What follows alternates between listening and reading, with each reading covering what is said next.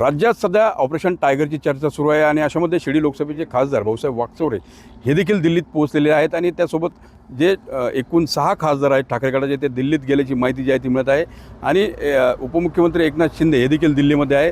एक वेगळा गट स्थापन करण्यासाठी ही प्रक्रिया सुरू आहे का यावर चर्चा जी आहे ती सुरू आहे आणि अशामध्ये आत्ता आपण शिर्डी लोकसभेचे खासदार भाऊसाहेब वागचौरे यांच्या निवासस्थानी आहोत। याच ठिकाणी त्यांचं संपर्क कार्यालय देखील आहे आणि भाऊसाहेब वागचौरे काही दिवसांपासून चर्चेत आहे कारण त्यांनी अनेकदा जे सत्ताधारी आहेत त्यांच्या विविध मंत्र्यांची गाठभेट घेतलेली आहे। उदय सामंत असतील त्यासोबत एकनाथ शिंदे यांची देखील भेट घेतल्याची चर्चा आहे। काही दिवसापासून भाऊसाहेब वागचौरे जे आहेत ते खरं बघितलं तर माध्यमांशी बोलताना देखील तारतम्य बाळगत आहेत, मौन पाळत आहेत आणि मी दुसऱ्या पक्षात जाणार नाही, तुम्ही माध्यमच मला दुसऱ्या पक्षात ढकलतात असे देखील ते माध्यमांशी बोलताना म्हटलेले आहेत। आणि एकंदरीत जर बघितलं तर आजच्या हे 6 खासदार जे दिल्लीत गेलेले आहेत त्यांच्या भूमिकेकडे सगळ्यांचं लक्ष लागलेलं आहे।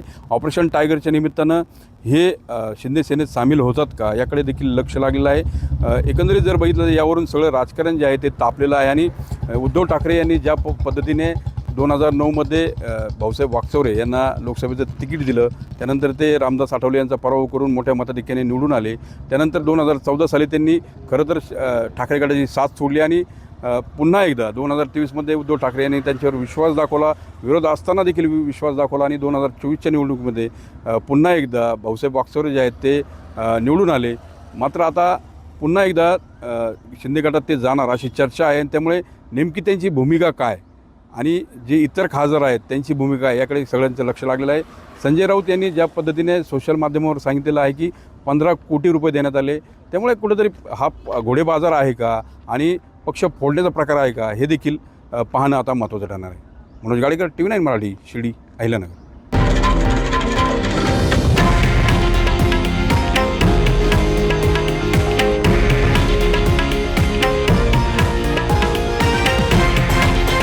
हे आहे देशातील नंबर 1 न्यूज नेटवर्क आणि आपण पाहत आहात TV9 मराठी, एकमेव।